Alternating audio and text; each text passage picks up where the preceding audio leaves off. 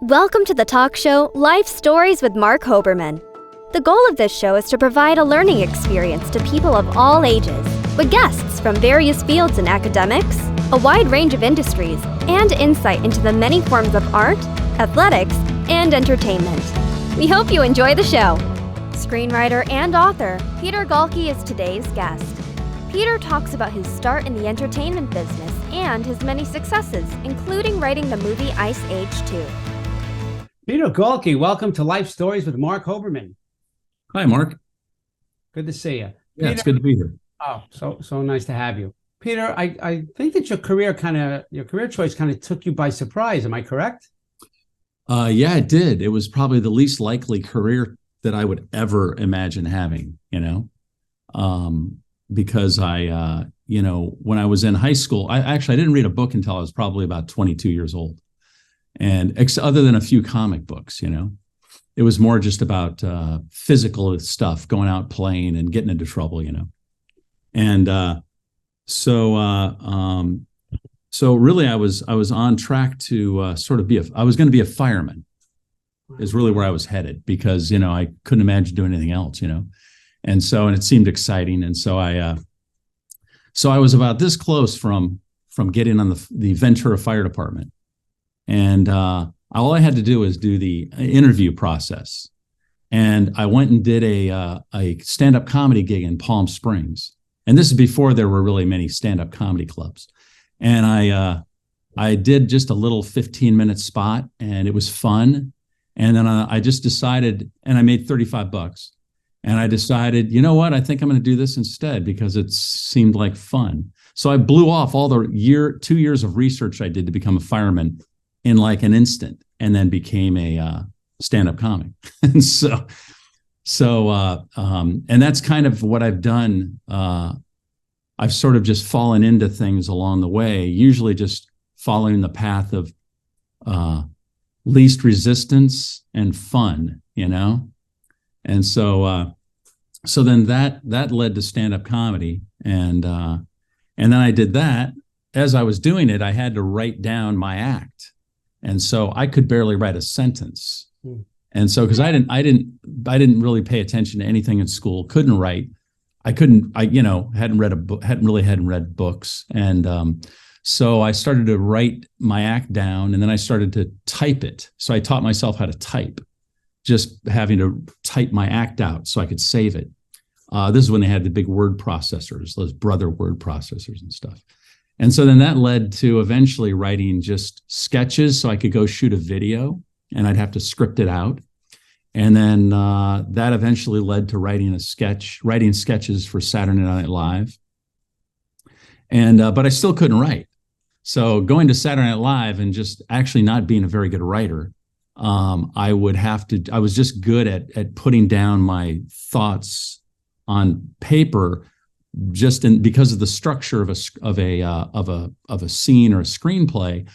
It's probably the only time in history, this little brief period of time, where I could have actually been a writer, because it was all about structure. You just write down what's happening and then what they're saying. It was very simple. And so and then that led to then I wrote a screenplay.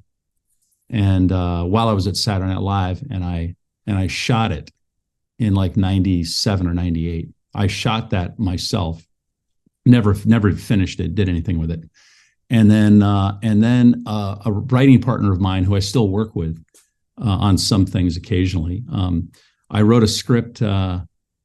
We wrote a script together, and it was the first screenplay that I had gone out with, and it got in a bidding war and sold for $1 million. And so next thing you know, I'm a screenwriter then, and then that worked out well, because I was good from stand-up comedy of being able to pitch ideas. So then, going into studios and pitching ideas was pretty easy for me to do. And my partner and I, we wrote a lot of screenplays together. And then slowly just kind of, I've always felt that I'm sort of, it's that whole, it's not feeling that you're capable of doing something and you're always thinking everyone's going to find out. Well, that's a classic example of me, because I didn't start off with the skills necessary to really be a writer, and I never even I didn't work hard at it, And so it's that feeling of always thinking that, they're always going to find out, which in a way makes you work harder. And so then that's been pretty much what I've done, and always just sort of moving into things that are either out of necessity, like with the economy crashed, is then adjusting and having to write like 3 times the number of screenplays to really make a living, and then also branching out into books and other things too. And so really that's like the last thing that I should have done. I could barely read and write coming out of high school. And then being a writer is the very last thing I would ever have imagined myself doing.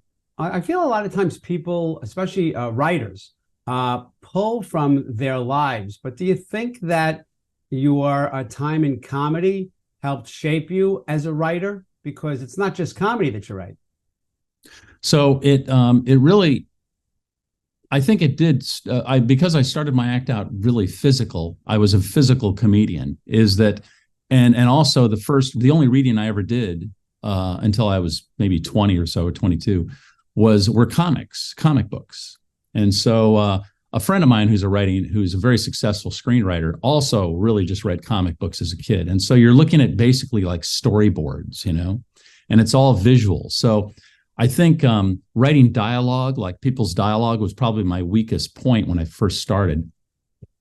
But writing action, like I could create great action sequences, because I could visualize everything. And so I had to sort of like cut back on my description of the action pieces and comedy set pieces, because I would see them so vividly, And so, yeah, so it did start. So having a physical comedy act was all I could do. I actually avoided telling jokes because I didn't want to be like other comics, So if I had good jokes, like I would hang out with different comics, maybe Dennis Miller and stuff. And if I came up with something funny, they'd say, "Can I have that?" And I'd say, "Yeah, take it," because it was a joke and I didn't want jokes in my act. Wow. Now, if I could go back, I would have kept all of those jokes sure, right? in my act, That reminds me, years ago, I saw Stallone on an interview when the first Rocky came out in the 70s, and he talked about the fight scenes, and he would close his eyes and said, "I visualized it." So he would say, Rocky moves to the right, Rocky explodes with the left, and that's exactly how it turned out in the movie. So I really see how that vibe can work for you. Peter, many people don't realize that there's always a story behind the glory. So what obstacles did you have to overcome to achieve success in Hollywood? I think the biggest obstacles that I ever had were, I can't really even say they were obstacles, It was just, I think the biggest obstacle that I had to get past was my lack of education. Because I really literally didn't learn anything in school. So it's almost like a tragedy that I had sort of ADHD, whatever it was, and I couldn't focus. I couldn't look at a book. I couldn't follow the words.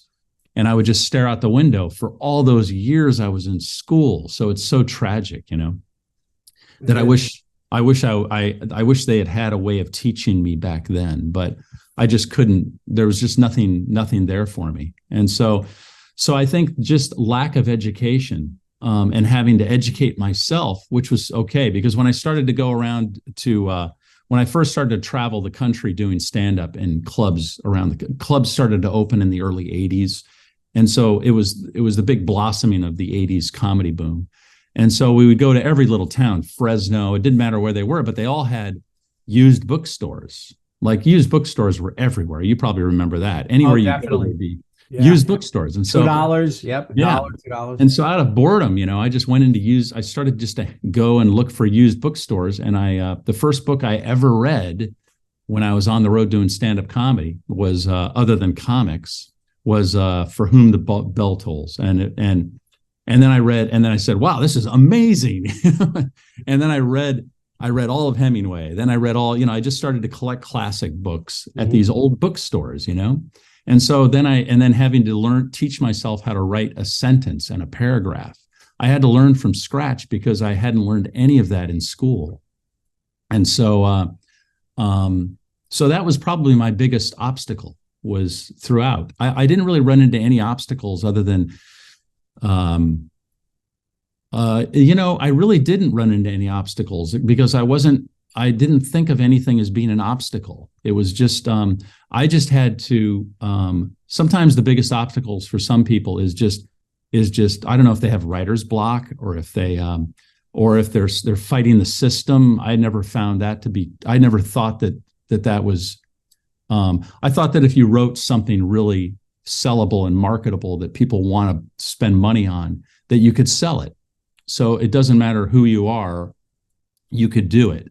And so I never had that feeling that it's difficult. It's difficult to sell anything, but I always thought that I could do it. I thought that what I was writing, I would sell. And also I never wrote something, and if it didn't go somewhere, like a lot of people do, they just keep pushing that one thing. Right. And you'll hear about it 20 years later where they'll say, hey, can you read this thing again? And I'll go, this is the thing from 20 years ago. Right.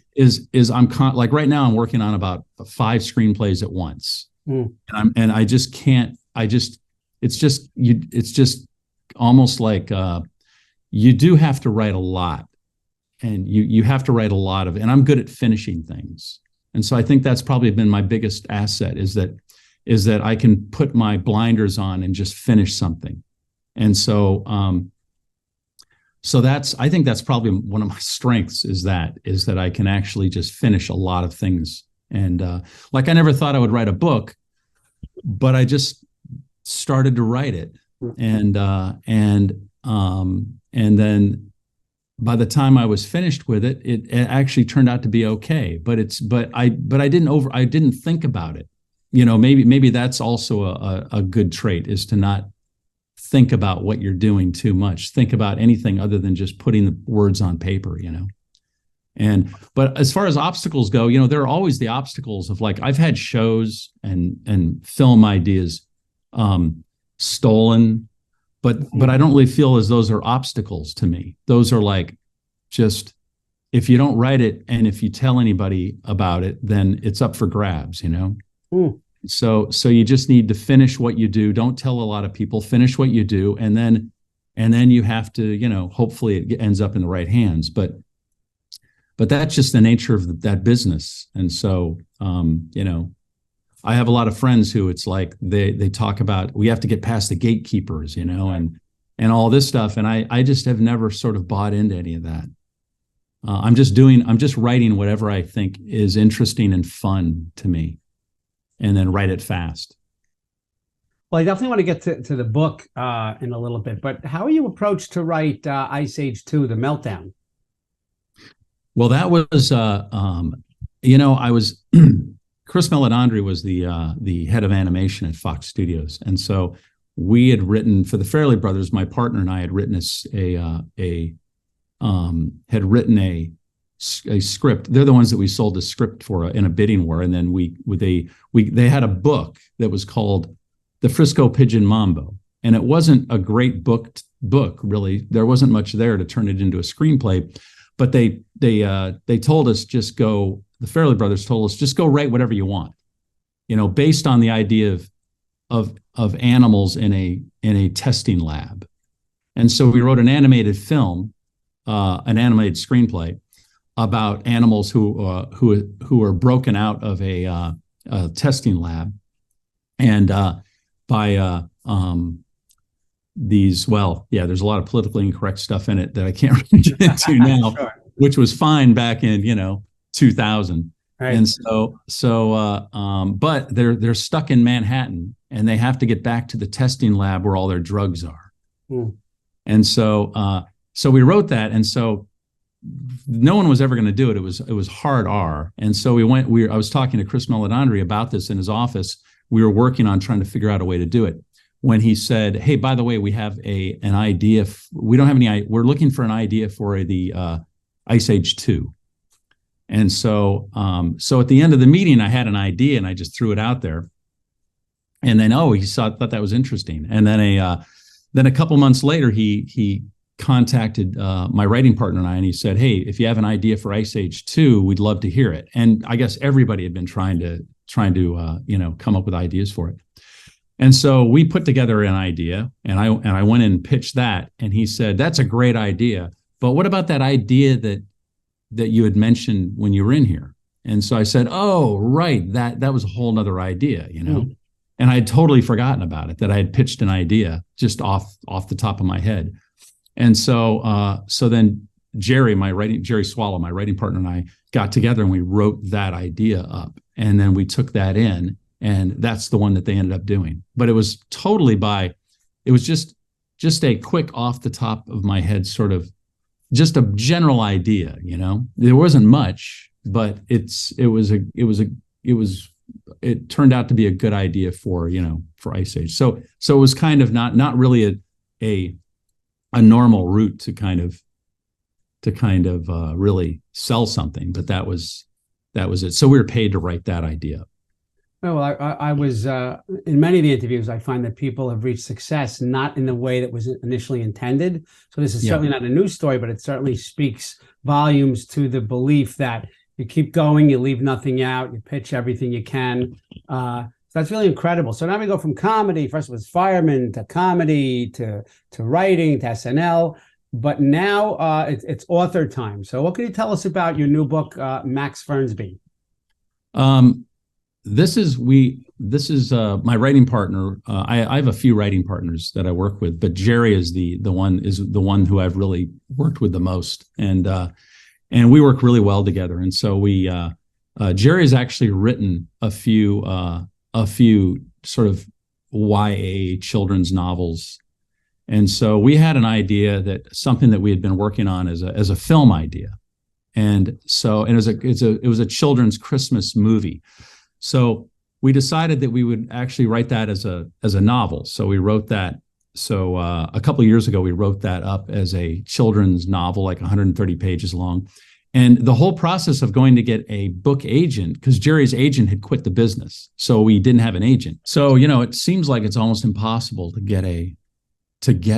find a book agent. And so you could send out, like, I think we sent out this manuscript to I don't know, probably 60 agents, and only one responded, Wow. And so he took it to HarperCollins, and we sold it like that. It was the first place that read it, and HarperCollins wanted to publish it.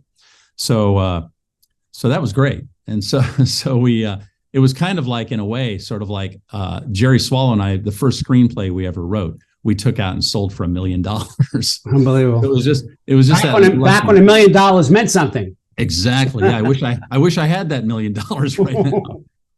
And so but it was it was very easy, and it was great, and I learned a lot actually working with Jerry on the book, because he's really good. He's a great writer, and so by working with him on this book, I learned a lot, but now, so then I've gone, and that book is coming out in the fall, and it's great. It's a really great Christmas kids novel, and I think it's different from anything that's been out in years. That's why HarperCollins wanted to publish it, is they think it's a different, it's something different, and there hasn't been much different in that genre for many years. So we're keeping our fingers crossed. But then in the meantime, I've written a couple things. And one was I had a couple of other books, a YA novel that I wrote. That's the first of a trilogy called Tunnel Gods. And then another one, which is like a thriller, a deliverance type thriller called Lake Nine. But it's so hard. Like the book agent is so different from a film agent. Yeah. It's which is something I've learned, is that a film agent, like if I had a screenplay that he wasn't crazy about, he would say, "What do you want to do with it?" And you'll at least give it a shot, Right. A book agent goes, "Yeah, what's it about?" And this is a book agent who who had taken our stuff, that book to HarperCollins, Mm-hmm. and which could potentially be a big book, a good solid, book. And so he said, no, but you can take it to another agent if you want. so there's no, I go, really? And so it's so different. It's just not, it's they can kind of pick and choose, cherry pick what they want. And so that's kind of different for me. I didn't expect that. And so I haven't even, so I've shelved those because I just don't have the time to go and start sending them out to book agents. It's just way too time consuming. So they're just going to sit there until I finish these screenplays and that other book comes out, and then possibly I'll get another book agent through. Well, hopefully at some point, someone will be coming to you directly. Especially yeah. I mean, that's what I would hope. I would hope the hope is, yes. Yeah, at some point, a book agent, but it's such a different world. The whole book world is just so different. Like, I know that a lot of people, the way that they do get deals done is by having a big following, a blog following. Mm-hmm. And that's just not something that's so foreign to me. It's just not something I would spend my time doing. Right. So one day I hope I'll keep writing books, and one day I hope that somebody will read the other ones I've written, I'm sure that will happen. Yeah. Mm-hmm. This is some great stuff. So Peter Gaulke, I can't thank you enough for joining us today, sharing your journey as a writer, comedian, more, and author. To the viewers, don't forget to watch us on E360 TV, available on Wednesday nights at 9 p.m. EST, available on Roku, Apple TV, and Amazon Fire. Remember to follow us on social media. Life Stories with Marc Hoberman is on Facebook, Twitter, Instagram, TikTok, and of course, our YouTube channel. Peter Gaulke, thank you so much for being here. Thanks, Mark. It was fun. Thank you for watching Life Stories with Marc Hoberman. To contact Marc, email him at info@lifestorieswithmarchoberman.com or visit him on social media through Facebook, Twitter, Instagram, TikTok, and LinkedIn. Thank you for watching Life Stories with Marc Hoberman.